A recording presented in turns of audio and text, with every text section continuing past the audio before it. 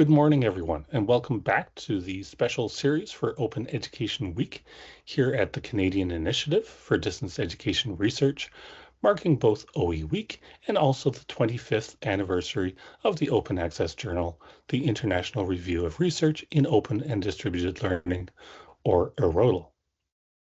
On Monday, we looked at the arguments for open access publishing with IRODL Editor-in-Chief, Rory McGreal, and how the principle of openness might resist or overcome some of the restriction and exploitation, really, that can come with more traditional publishing. Today, we will hear how this same philosophy of open has played out in education, helping to shape its forms and purpose through the evolution of open and distributed learning. Your presenters today are Drs. Constance Blomgren and Terry Anderson. Both have also played the editorial role at IRODL, with Connie currently Associate Editor and Terry as Editor Emeritus. Connie is also Associate Professor and Director of the Open Digital and Distance Education Master of Education program at Athabasca University, with a research and teaching focus on openness, which she is also promoted through her roles as Vice President of the Open Education Global Board of Directors and member of the OER Advocacy Committee for the International Council of Distance Education. In addition to being Editor Emeritus, Terry is also Professor Emeritus of the Master's and Doctoral programs at Athabasca. You'll see examples today of some of his many contributions, practical and theoretical, to the distance education field, and not least, he's the original driving force of CIDER and my former boss.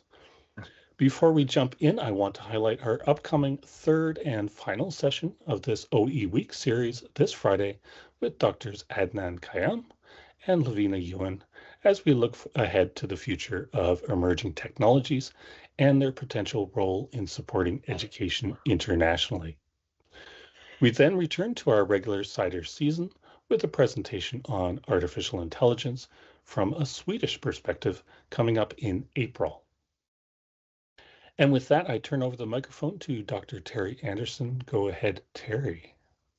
All right. Well, thank you. I will see if I can successfully share my slides here. And there we go. Only I'm not at the beginning. There we go. Okay. Well, thank you for that introduction, Dan, and to Serena for inviting me here today. It's, when you get to be old like me, talking about history and how important you were in the old days is constant pastime. It's almost as fun as talking about health and pensions. But I hope that you'll bear with me, and as we look at kind of the title I was asked to do and was the evolution of open and distance learning, and I've tried to look at it through the usual technological lens, but also through a pedagogical lens, and so I hope you enjoy these. And I did, Connie asked me to put references at the back, so the final slide has the references, so that you don't need you can have the slides as you wish. Okay. The first thing to remember about distance distributed education, it's always been about access. That's been the driving force from the very start up until and including today. And access, it demands openness. And as you see, it's in many ways, we're talking about access from going, from people who are settled to those who are mobile, from elites to the masses. That was certainly a big thing in the early start of the Open University, was that education became massified in the sense that instead of just 5% of the population going to university, it's up, or post-secondary, it's up well over 50% in countries like Canada and the UK today. From cohorts, tight groups, to MOOCs, where people are from all over the world, from normal schools to special students. Sometimes students can't handle being in a regular classroom, so Distance Ed has stepped in to provide that access. Of course, the traditional one, and why people say Canada has such leadership in Distance Ed, is because we got so much distance, urban to rural, One I particularly was interested in at the end of my career was from paced to self-paced, and how you can have a community of learning without having you all start on the same day and finish as is on the same day and have the exam on the same day, which is probably 95% of the education around the world. From the young to the elderly, to lifelong learning, from those at liberty to those who are imprisoned, and from able-bodied and from rich to poor, etc. So when you say, we got to increase the access, and to whom and to what and when, and then a big one for me was always been at what cost. I mean, we know we can do all kinds of things in education, but is it affordable? So looking at it through kind of a technological lens first, you can see that people talked about distance education. It was first called correspondence lessons because it was using the correspondence of the mailbox. But even before there was postal service, people were carrying letters around. And this is a shot of course, Paul's epistles, maybe the first. And then we went straight into the correspondence era, we've always, as distance educators, been adopting our pedagogy to kind of match the technological limits that were imposed upon us. And one of the most famous was Borge Holmberg from Sweden, who wrote about guided didactic interaction. And he said, when you're writing lessons for students that are going to be read a year later, 2 years, or whatever, you have to not have a kind of a scholarly tone of voice, but you got to sort of talk to them as a real person, as a tutor sitting beside them.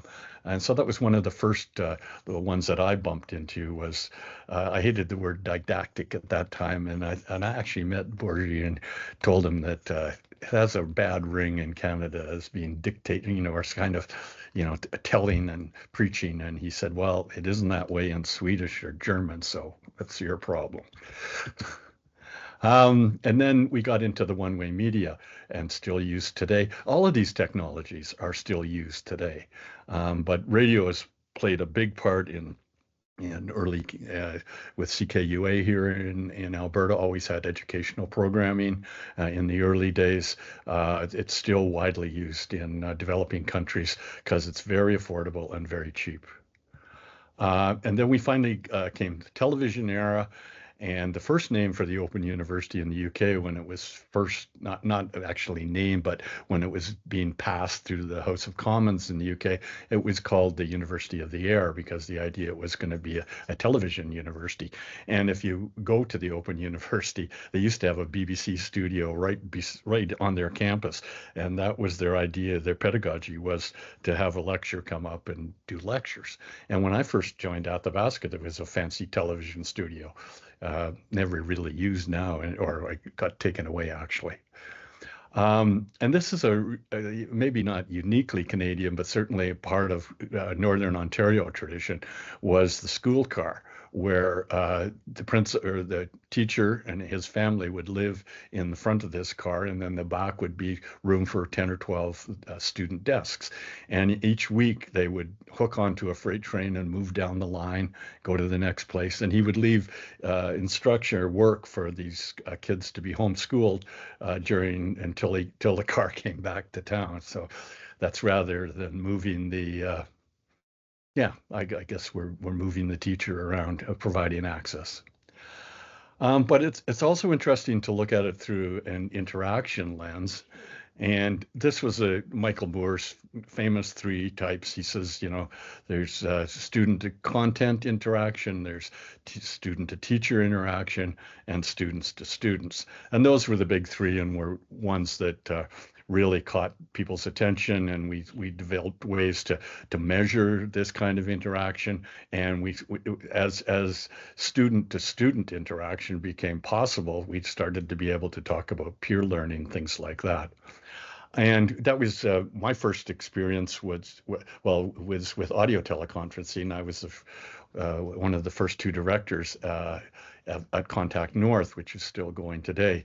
And we ended up over 110 different one-room schoolhouses, if you like, learning centers that we had all across Ontario. With a telephone bill, the budget, my first or second year there was $600,000 we had to pay for telephone because long distance what used to be very expensive. But it's, the idea was you had people gather 3 or 4 from each town, and you could make a viable or affordable education. At first, it was just audio. There was no video, but it's later, of course, has gone to video conferencing.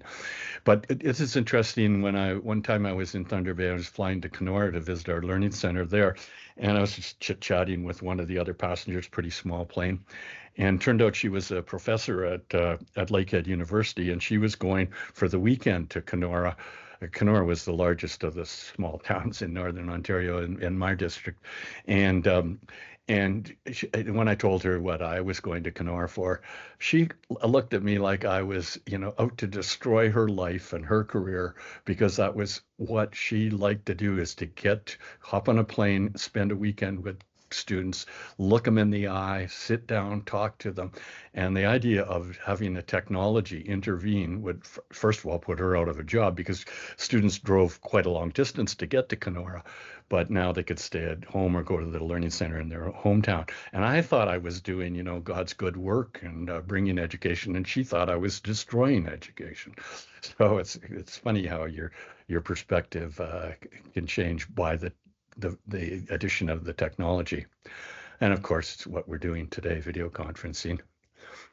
And this is some work that John Drawn and I did a long time ago now, but the hexagon freedoms of, being able to decide where you're going to study and what technology you're going to use. Well, we expanded them to, if you have real freedom, can you choose the content you're going to study?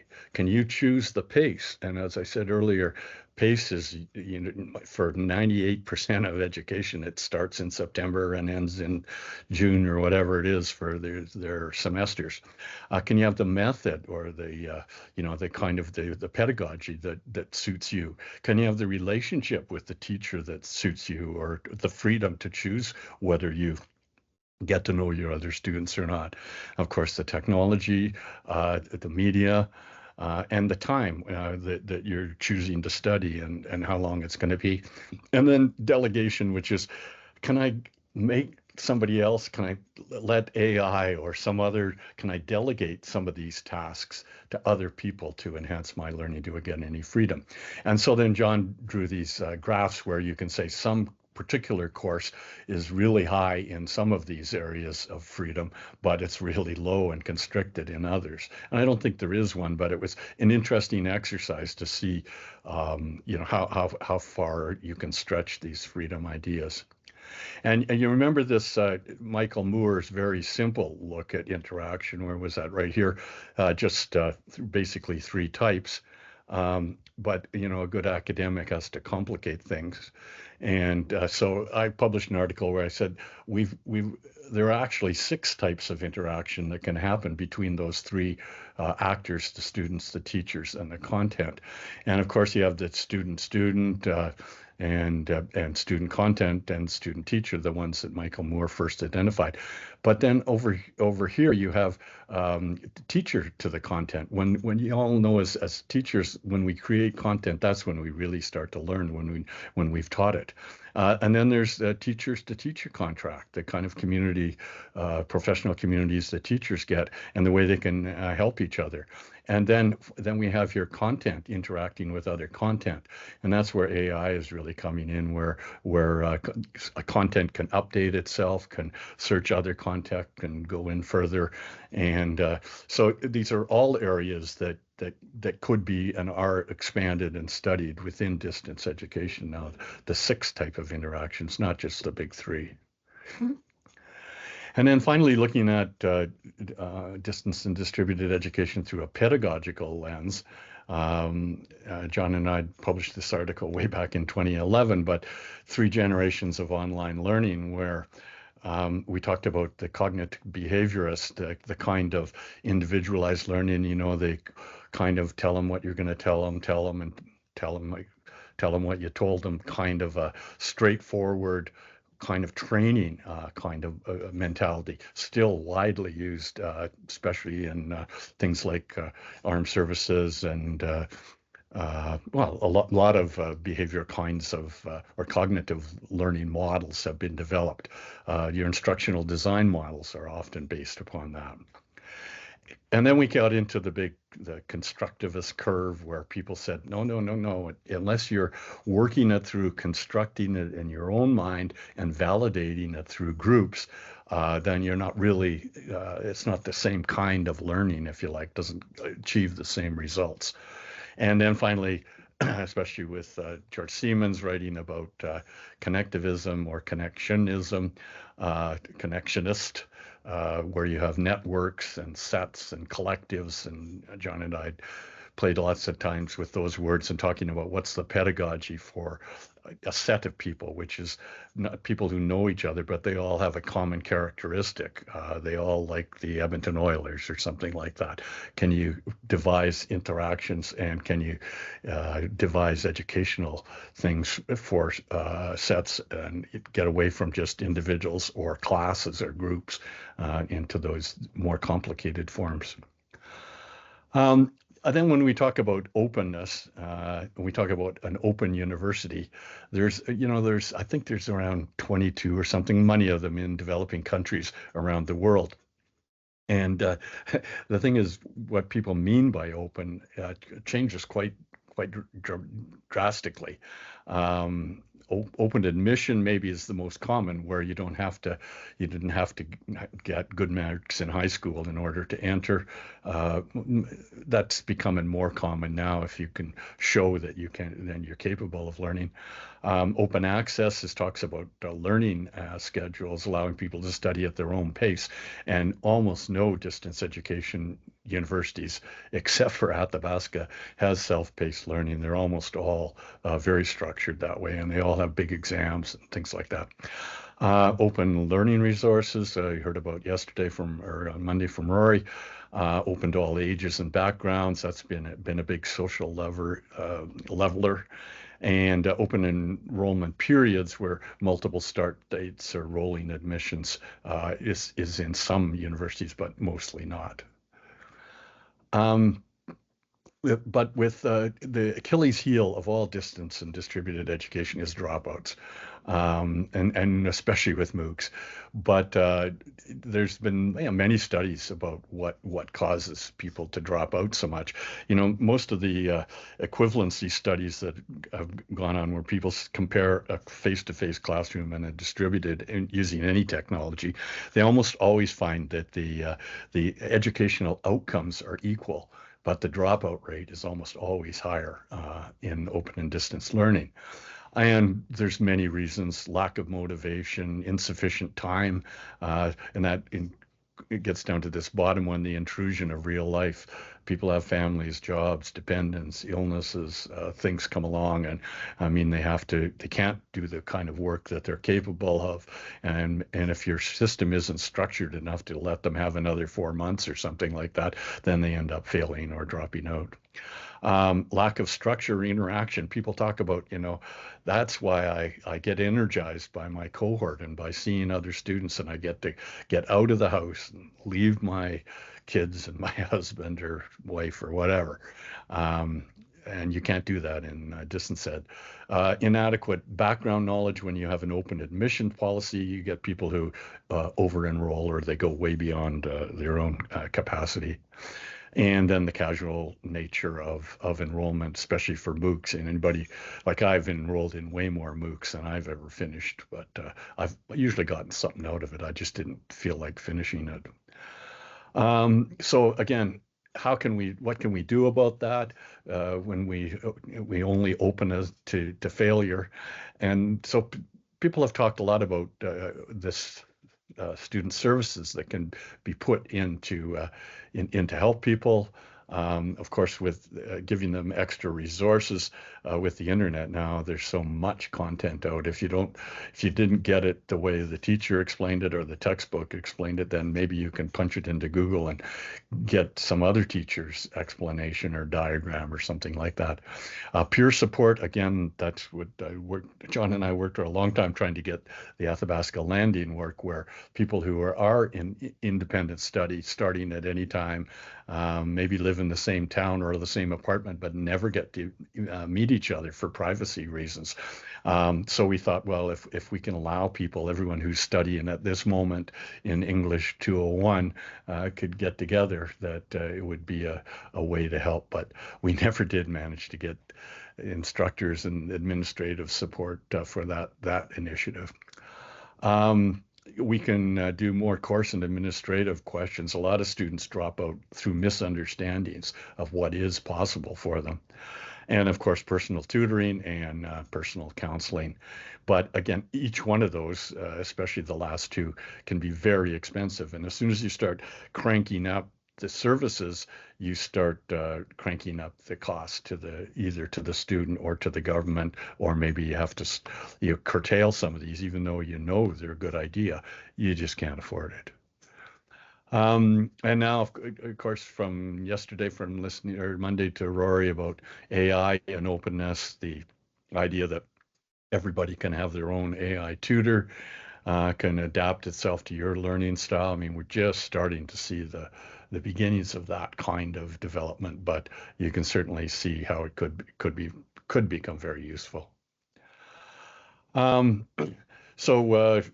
again, this isn't, I guess the Swedish talk on the next CIDER session on AI will be much more than this 2 slides I have, but the potential is to enhance personalized teaching, improve the adaptive monitoring. That's always been the holy grail of education technology, is that each student learns differently, so each one should be taught differently too, and never been economically possible before.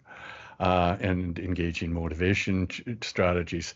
And then there's whole books being written about the doomsday argument about what artificial intelligence is going to do to societies, to jobs, to human agency. And a book I'm reading now on AI, he says, we've never been good, with the possible exception of nuclear weapons, being able to say no to a technology. We always adopt them one way or the other. Just for students who have special needs, I think AI is especially promising. So AI and creating OERs, I'm just about done here.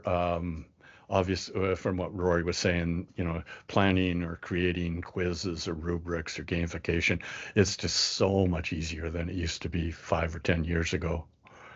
And proofreading, especially if you're a poor speller like I am, is wonderful. So conclusions, the evolution of distance and open education has been and continues to be about access. And access to everyone means increased cost and increases the probability of failure. And then access to what knowledge and who benefits. I didn't cover that final point very much, but we are part of the whole the system, if you like. We train people to be oil field workers, and we train them to, to do things that maybe aren't in our long-term best interest, but there certainly is cost benefits that are accruing to schools that train people for everything, practically, mercenaries, whatever.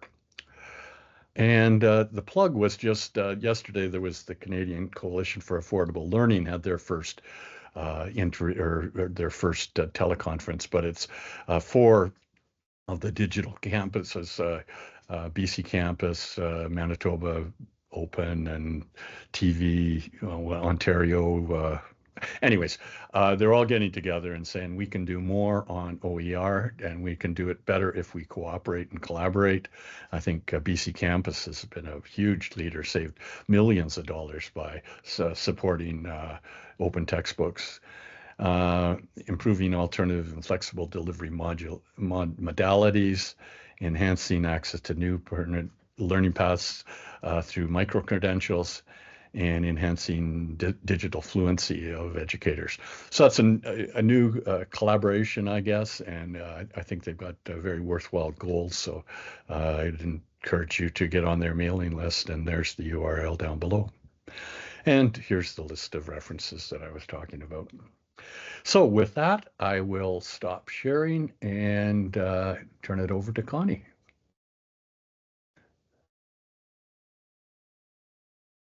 Great. Thank you, Terry. I always learn from you, so that's really exciting. You think you know something, and you can still learn some more. Just some of that history I found really, really fascinating.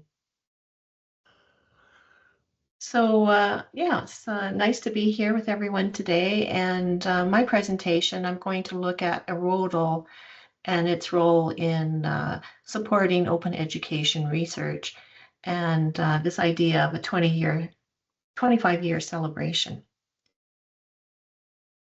And I would like to start to say that the land acknowledgement used by Athabasca University, which is Canada's open university, is proud to welcome a diversity of learners from all over the world, all over Canada and the world actually too. We celebrate and acknowledge Indigenous heritage, including the ancestral lands on which our buildings are located today in Athabasca, in Alberta. Athabasca University is located on the traditional territory of the Cree and the Métis. It's a meeting ground and home for many Indigenous peoples. And we at Athabasca University respectfully acknowledge that we live and work on the traditional lands of the Indigenous peoples of Canada, and we honor the ancestry, heritage, and gifts of Indigenous peoples and give thanks to them. And this photograph is of the Athabasca River. I made this photograph, I think this was 2021 in the spring. So during COVID, it was very quiet in Jasper because the headwaters of the Athabasca River begin in Jasper. And sadly, Jasper National Park had terrible fires in the summer of 2024. So I haven't been back, but I do think that it was affected by the fire, and all of those evergreen trees there, and well, all the trees, all the plants there would have been burnt. So it was a very engulfing big fire, and but as we know, with fire comes regeneration, and things do evolve. So the photograph itself is also part of this idea that just like Erodal and open education, nature itself is also changing. So I wanted to just take a few minutes to talk a bit about Open Education Week, and then move into the 25 years of Erodal as an OER. So for the people in the audience who aren't aware of how did we even get to Open Education Week? Like, where is this? Where did it come from, right? Like, sometimes we don't really know the history. So in 2001, MIT released some of their, they released their courseware. And so they had lessons, courses, videos, etc. that they released. So that was to the world through the internet. So this was early days. And so OCW began in 2001. And then 4 years later, they had over 100 institutions come together. And that was the beginning of what was called the Open Courseware Consortium. Then by 2014, they decided to change away from the term courseware and renamed themselves the Open Education Consortium. Then in 2019, that same group had evolved and changed even further and had really grown to become a global, and it is a nonprofit that is based in the US, but it has a global following and impact. And so in 2019, became known as the Open Education Global. Open Education Week was something that began in 2012. So that was actually still when the Open Courseware Consortium was was the name of the group of people working around openness and education. And it has always occurred, well, I should say, I believe it's always occurred the first week of March. Although Open Education Global is quite flexible, so sometimes it goes into, second, third, fourth weeks of March as well. But usually it's something that happens, like I say, in March. So Open Education Global, if you're interested, you can use the QR code and go to the website and learn more about what they're about. It is a member-based. There's both institutional and individual membership possible. And it supports the development and use of open education around the world. So there's the Open Education Conference, the OE Awards, Open Education Week, like this week, with the CIDER presentations. And then OEG Connect is a collaborative community of practice. And you can share your thoughts throughout the year in OEG Connect. So it's a great space to sort of continue discussions and ideas related to openness in education. So as Terry mentioned, openness in education is about open educational resources, but of course MOOCs, which is also part of that idea of access to education. And then also it has moved into some other areas, including open data, open education technology, open practices, and the pedagogy that go along with some of these things, such as open technology and OERs, and then open access publishing. So Rory's presentation on Monday was definitely highlighting open access publishing. And I just, to make it a little interactive, if you're interested, take a quick snap with your phone of the QR code and it'll take you right to this postcard that you can remix in the spirit of an open educational resource.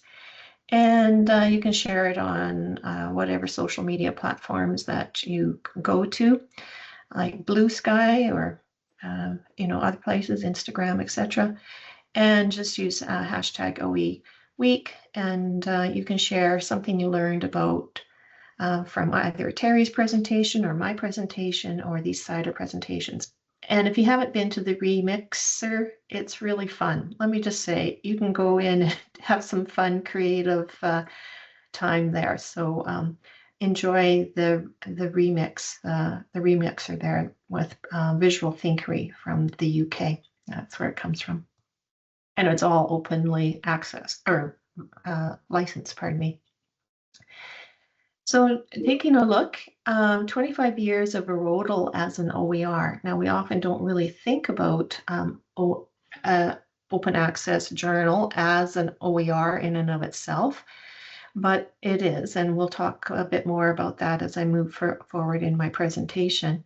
Just a quick snapshot in case you're not aware. Here are our current editors, and it's quite interesting that it was at one time called the International Review of Research in Open and Distance Learning. In 2024, there were 745 submissions, and only 70 articles were published, of which about 38 to 40 would be research articles, which gives us an acceptance rate of about 7%. So sadly, we can only publish so much, and it takes a lot of work to get an issue out by many people working together. Erodal holds the #1 position among all Canadian education journals, and Erodal is also ranked as the #1 open access education journal in Canada, and has for a while. I don't know how frequently they go back and check. And I just wanted to say a special thank you to the Erodal managing editor, Serena Henderson, who started with Erodal in 2015, and to Dan Wilton, who started with Erodal in 2014, who do a lot of the, Dan does more of the technical support skills, and Serena is in that role of managing editor. So she really runs the ship, and it's a good ship. She does a great job. So special thank you to all the work that both of these people do. Just a quick snapshot of Erodal visitation. Like when I was preparing this slide deck, I just was actually, I went to some places of Rodel that I don't usually go and take a look, and it was kind of interesting just to see who at that day, on that day were, what countries were they visiting from. So we have, Johannesburg in South Africa, Guam, Taipei, Taiwan, India, Germany, Jakarta, and then Canadian coming from Kamloops in BC. And if you look at the monthly visitation map, you can see again just how dispersed and really how international Rodel is. It really speaks to the importance of education and the power of open access publishing so that people in all these places can access research, access understandings of what it means to have open and distributed learning, and therefore benefit people in many parts of the world. So turning to Rodel, when it first was published was June of 2000, and there were 6 research articles and 3 book notes, and the editor was Peter Cookson. So 25 years ago in June. And so the next couple of slides, I decided to take a look at the progression of open education research over a 5-year period, because that seemed to be the best way to kind of work in parallel with Rodel as my backbone in understanding openness as it evolved over time. So what I have here is from the very first issue, and this is, as you can see, an article, and it's talking about open and distance learning. And here it's definitely talking about open learning being quite a wide definition. Oh my gosh, I'm looking out my window and I see a beautiful red fox. She just like ran right beside the window. I live out in the country, so anyways, it's kind of exciting. Don't see foxes usually. Anyways, back to my definition here of open. It was formal education, lifelong learning, training programs. It can include terms like distance learning, flexible learning, and open universities. So again, just referring back to that definition of open. And so jumping ahead 5 years, here we have a book review, because Rodel has research articles, book reviews, and notes from the field. So this was a book review that was looking at learning objects, online education using learning objects, which was edited by Rory McGreal back in 2005 or 4, I think probably. It takes a while to get a edited book together. And so open learning, of course, has its strong relationship to open source software and Creative Commons licensing, but of course the foundation of some of those pieces came from the use of learning objects, which were reusable, remixable, etc. So the importance of learning objects is sometimes not often talked about anymore, right? It seems it's just become, we've moved on quite a bit from there, but it was a big part of openness in the early years. So then by 2010, we're starting to look at open educational resources, or OER, is becoming a term that you see more and more. It was a term that UNESCO adopted in 2002. And then also we would still see OCW, which open courseware, which of course goes back to the contributions that MIT have made to the field early on.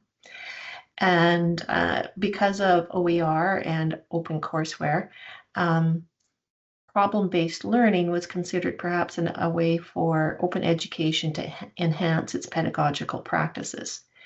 So here in 2010, they're starting to think about not just what are these tools, but how do we use them? How do we use them in interesting ways and moving them beyond just straight lecture types of approaches to education?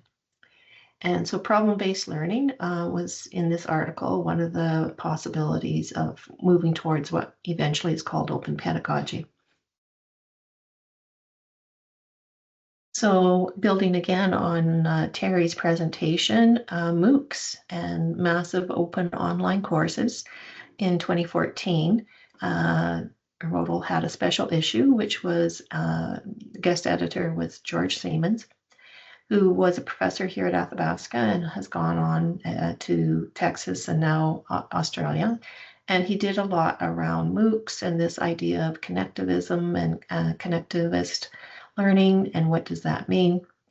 And so in this special issue, I believe I think it's quite a massive special issue. So there was a lot of interest in the field around MOOCs and what it would bring to the world. And Rodel continues to have, usually each issue has at least one, if not two, articles related to MOOCs. It's an area that continues to have a lot of research interest and understanding of its importance of bringing access to education. Imperfect, as Terry noted, but again, MOOCs being part of this evolution of open education.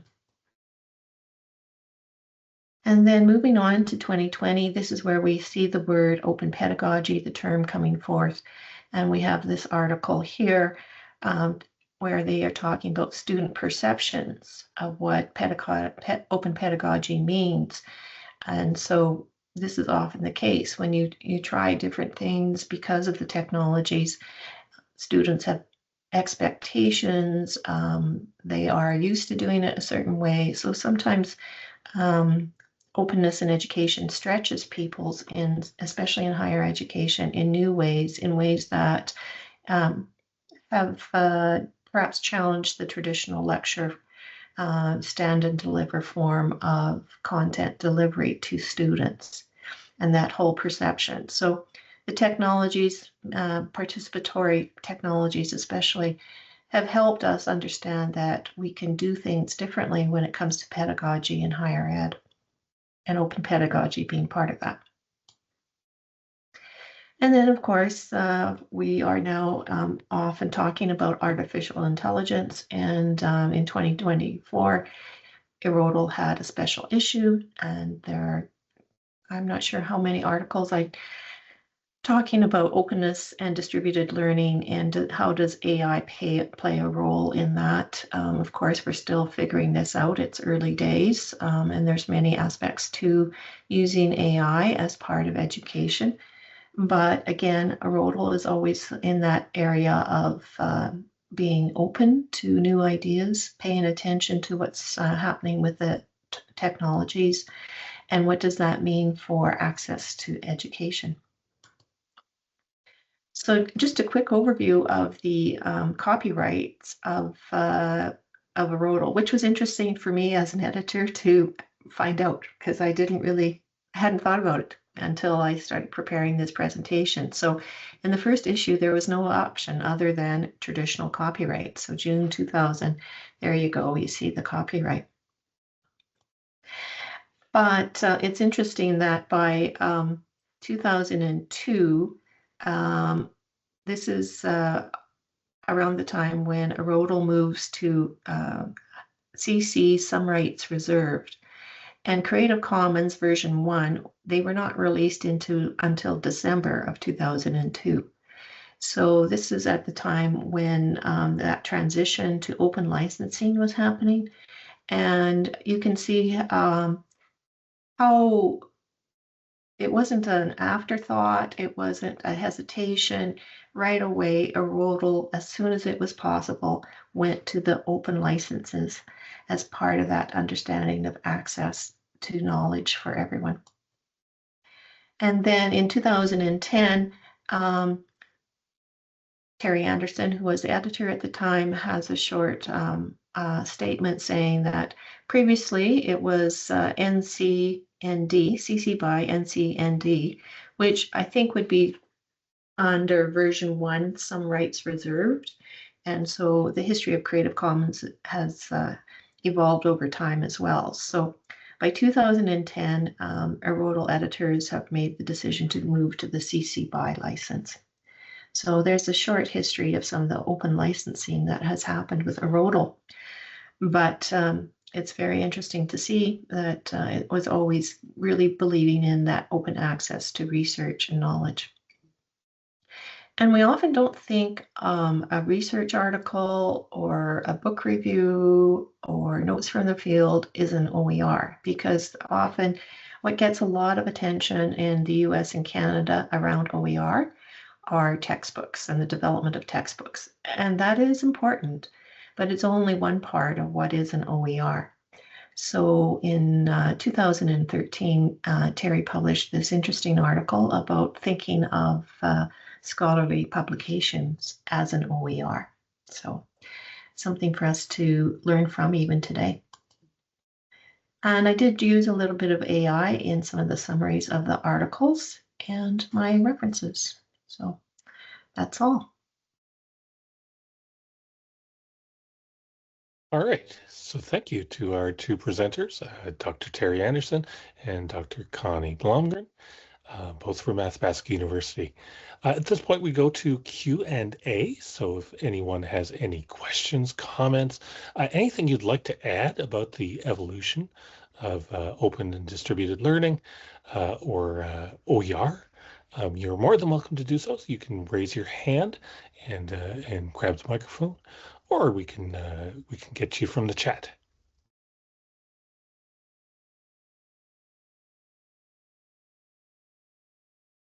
I did want to I did want to acknowledge, Connie. I appreciated your expanded view of OER and that it can include these other parts of education. Okay, so we have a couple of hands up to get us started. So Adnan, who's going to be presenting for us on Friday. Adnan, if you'd like to grab the microphone. Thank you so much, Connie and Terry. Terry, I was just making sure I heard correctly. Did you say that when you guys did long distance calls, it was $600,000? Yes, that was the budget. Well, we didn't always spend every penny of it, and that was across the two regions of Contact North at the time. I think we had a $2 million budget, which was quite remarkable in those days, because the first year or two, I was so used to being cheap that we didn't spend that budget. But yeah, the Ontario government was very generous, and especially when you see the New Brunswick's equivalent, and Campus BC had many more people at various times, but it seemed like, and Alberta tried to do it with Alberta North, and they just unfunded them, Saskatchewan unfunded. But Ontario has kept supporting Contact North all of these years. So, yeah. The reason I bring it up is because I think about Connie's point around, how much, or you also made it about BC Campus and how much has been saved on textbooks by a lot of people. And I wondered, either of you know about the amount that open education has actually impacted the finances of education? Because I mean, you think about the model that Rory mentioned on Monday, just how many billions are made by publishers, for example, right?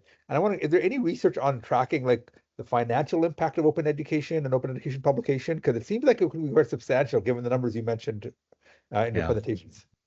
Yeah, well, I know Rory might be able to answer that better than I, but Washington State, for instance, has a program for open textbooks, as did BC Campus, and I did read how they calculated the numbers of savings across the state system, their college system. So I haven't kept up on it recently, but the problem is, you can say this open textbook was assigned for a class of 3,000 students across, or 300, whatever.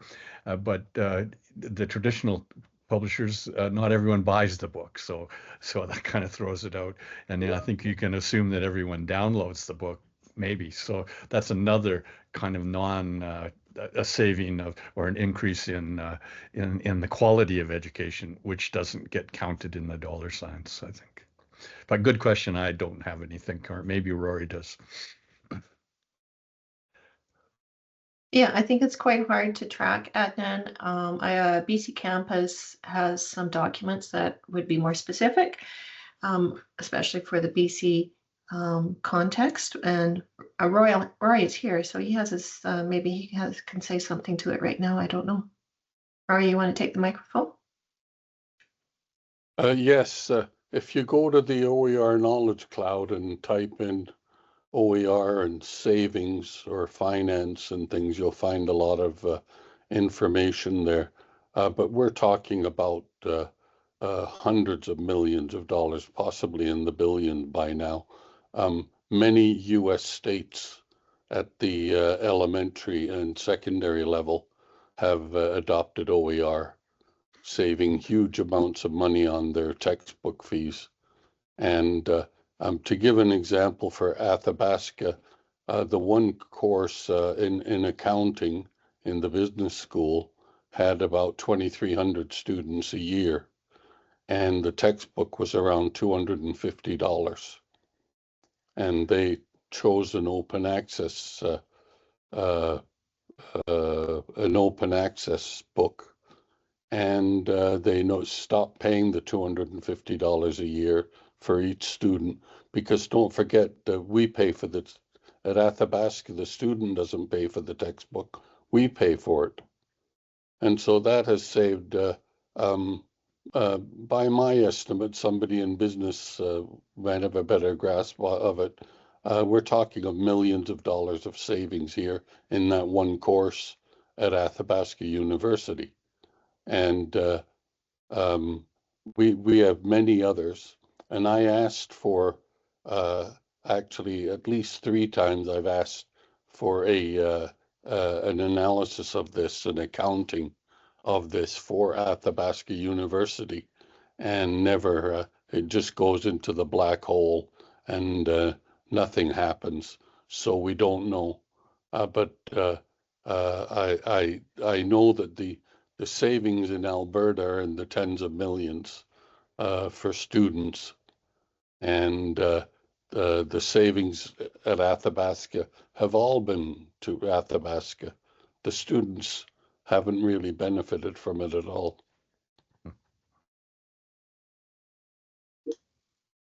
And it also opens up the opportunity for additional recommended optional readings that otherwise you might have felt guilty about assigning because of additional costs. All right, so we also have a hand up from Eugene. Eugene, would you like to grab the microphone? Thank you, Dan. Enjoyed today's presentation in the paper enormously. Thank you. I've been away from CIDER for far too long. I recently did a policy analysis on the G10 strategic plans for AI. And I found, always looking at it through an ed tech perspective and leadership eye, I found surprisingly $1 trillion have been invested in higher education. Yeah, it's unbelievable, the money going in. It's called higher education, but it's really funneling into fundamental AI development in the science labs, to be honest with you. But there's a couple education initiatives going on throughout these documents, which are about to be renewed because they're all done 5 years ago, and times have changed with AI enormously. Access and distance learning is a principle that is coming to the top of the language. Just spend a month in Thailand on this, and exactly that is the issue. The idea is that AI will give more access. Salman Khan's new book, for example, talks about that a lot. So, and I agree as an old man in this field. So I feel like a student again. I'm trying to get up on my distance learning environment or pedagogy thinking. And I know we have a world great in Terry in the room, and I thought I would ask, are there any trends in thinking that excite you about access and how we might consider that in distance learning, maybe differently than we did at the beginning or in 2000? Trends that kind of interest you. I'd just love to hear what you have to say. Sorry for the long preamble. Great. Should I answer that? Mhm. Oh, sorry, I didn't know that my mic was open. Well, thank you, Gene. It's nice to see you again. Yeah, I guess to me, the kind of access that comes through the filtering of various machines to allow us to find others of our tribe or our class or other learners, the sort of interpersonal stuff that's facilitated, as well as the there are thousands of open educational resources, but how do you find them, and how do you know what's good? And how do what kind of tools do we use? And I think that the kind of sophisticated analysis of use patterns of what students like you see for the hotels and such like that, the reviews and all that. I think all that stuff is very important, and I think we have to start getting our students to put onto to use these to give the raw material that can be harvested by AI. So I think for our students and our teachers to really start, getting on the networks even more so than they are, and being open to to having their data, their thoughts, their images mined for the benefit of others. I think that that's one thing that excites me, anyways. And the question I think was from Emily on the text in the text, as how do I make my own research open? Well, again, I think what I did, I think it was 2013 or 14, I sort of had this pledge that I would no longer publish in a closed access journal. But some of the early work we did, especially with the community of inquiry model, we shipped that right off to the big producers, the Elsevier's of the world, and so I had to sign a copyright release. And so what I started to do after that is I just said, to heck with it. I'm putting it all on an AU space that was available, and see you in court kind of thing if anybody ever bugs me. So I think we have to be a little bit assertive at times and go out on a limb. And I always thought, well, the worst thing that can happen is I'll get a cease and desist and be told to take the thing down, but never happened.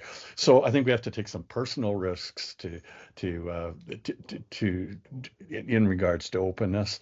And we might get spammed on occasion, and we might, have some ramifications digitally. But I think as teachers, that's what we're supposed to be all about. And I'll leave it at that, unless Connie has some comments on how to either on what's exciting her, or Eugene's question, or the question in the text. Okay, well, I'll just briefly talk about Emily's question, then over to Eugene. Well, when you make when you finish your thesis, you can put copyright. You can just make the choice. You can put the CC license on things that you create, right? That's one way, is to show that and to talk to people about it. There's places, repositories where you can share open assets. And I think it's about having that awareness, and like Terry said, not submitting any of your scholarship, like if you write an article, that you go to an open access journal. And it's interesting on that note of open access journals and funding, because through SSHRC, they have grants, a scholarly publishing grants. And they recently have announced that they will require all of the journals that they currently fund or will fund will have to either be now an open access journal or transition to that. So SSHRC is moving towards even greater support of open access journals as well. So it's in small ways, I guess, and then it can be in big ways, right? And I think it's also too about helping others understand what those licenses mean, because I still think there's a lot of awareness building that has to come with it. People don't understand yet. People here may, but go beyond. It's still a lot of educating others about what that means, I think. And what's getting me excited, I think, like, I just see all these great Open Education Week activities. I really see a lot of people seeing education as a response to our geopolitical times, and that openness and access is more important than ever. So I'm excited that there's a renewal or a deeper commitment, kind of going to a higher place, greater commitment, as I say, to the importance of education and its role in our future, and how do we work together to use education to help solve our problems of the world. Although there are others that would like to, break things down and take education away from people, I think that it's in some ways under threat, and therefore this is where people are coming together in a good way, working together, in an important endeavor, the openness of education and how knowledge needs to be accessible to everyone.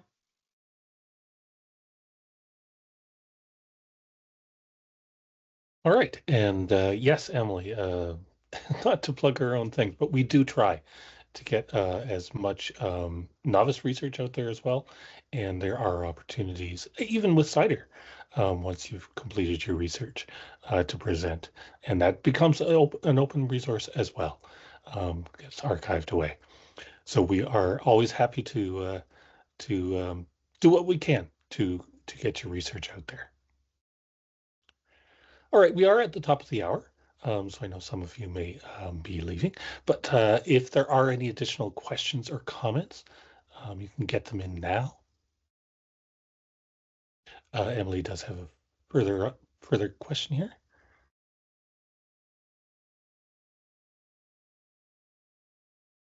Emily's asking, is there anything to do preemptively to ensure that work can be openly licensed, including possibly human participants, confidentiality?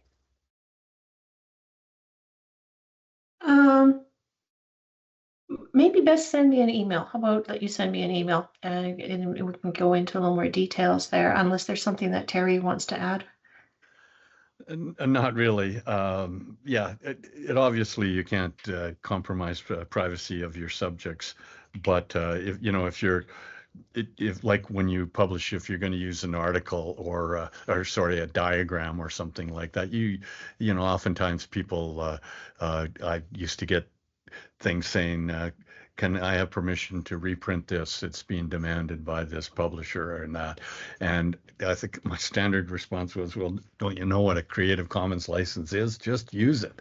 And don't bother me asking. But anyways, that's the kind of thing, is if you can use an open access thing in your research, then do, because even if we're talking about, open source software to do analysis or something rather than SPSS or some of these tools that are out there. But sometimes if somebody else pays for it, like if somebody else pays the journal to make it open access, as Shirk is demanding, then it doesn't cost me anything. Or I'm at a university, I can look up any articles. It doesn't cost me anything. Well, it doesn't, but it's costing somebody something. So, trying to think about those what tools you use and the way you present them, I think, are small steps in the right direction. Yes, and Srina's got a point about using fair dealing. Like copyright, especially for education in Canada, has special provisions under fair dealing, and one of them is for educational use. And so the publishers say, well, education, that means universities and schools, but it doesn't say that. I got my education through the School of Hard Knocks or something like that. We use the term education much more broadly than formal education. So let's tell a publisher that it's my informal education that is why I am using this copyright resource. And I see that Rory has something he'd like to say about this topic, I'm sure. Yes, and as far as using AI, all of the knowledge generated by AI is public domain. And so you can use it pretty well any way you want. And I'm a strong proponent, if we're talking about access, is we can use AI to create lessons very quickly and efficiently, and very good quality lessons too. And the AI is all public domain. It does not need to be licensed. And the idea of licensing it would only come into a problem is if by some hazard it happened to be very, very similar to some author's work. And this is very unlikely, because it goes out and takes knowledge from anywhere. And of course, a way of avoiding even this little chance of happening would be to say, to create the lesson in the style of James Joyce or some other dead author whose copyright is totally diminished. And then any author who comes up there, you can claim that they're the ones who have been copying James Joyce or whatever. But so we can use it, and we should be using it freely. I'm surprised we're not. We've created lessons and turned them into Chinese, Yoruba, Amharic, Tajik in seconds.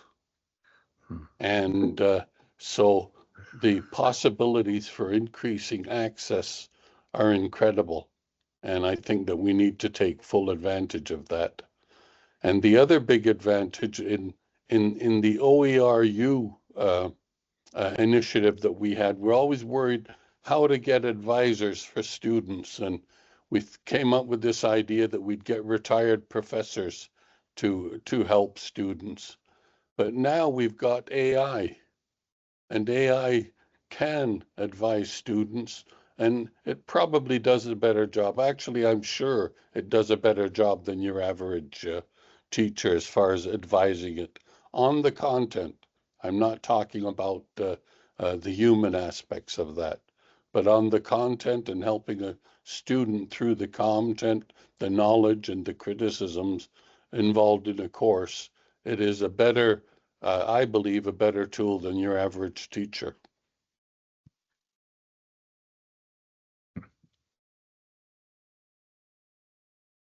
All right, and I'll just note very quickly here, Ray.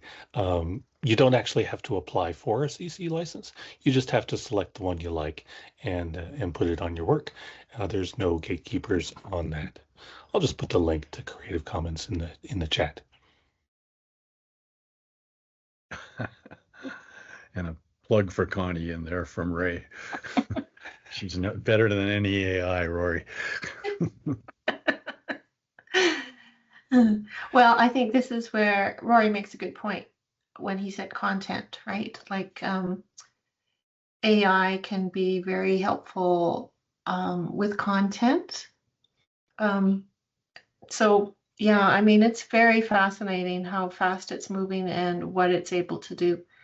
So understanding it and using it in a good way, that's maybe the pathway forward for open education.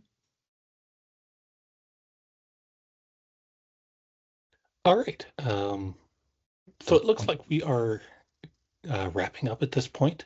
If there are any additional questions, we are back on Friday, and you are welcome to raise them then. Our session on Friday will include Drs. Adnan Kayam, who you heard from earlier, and Lavina Ewan, and they'll be looking at emerging technologies and their role in supporting education internationally. So join us again on Friday at the same time, same place. So just go to our CIDER website, cideresearch.ca, and we'll see you on Friday. The recording of today's session will be posted probably later today in a few hours. You'll be able to catch up on anything you may have missed there. All right, and with that, I would like to say thank you to our presenters today, Dr. Connie Blomgren and Dr. Terry Anderson, both from Athabasca University. And thank you again to our audience for joining us in this second of 3 OE Week special CIDER sessions. Thank you. Bye-bye. Thank you, Dan.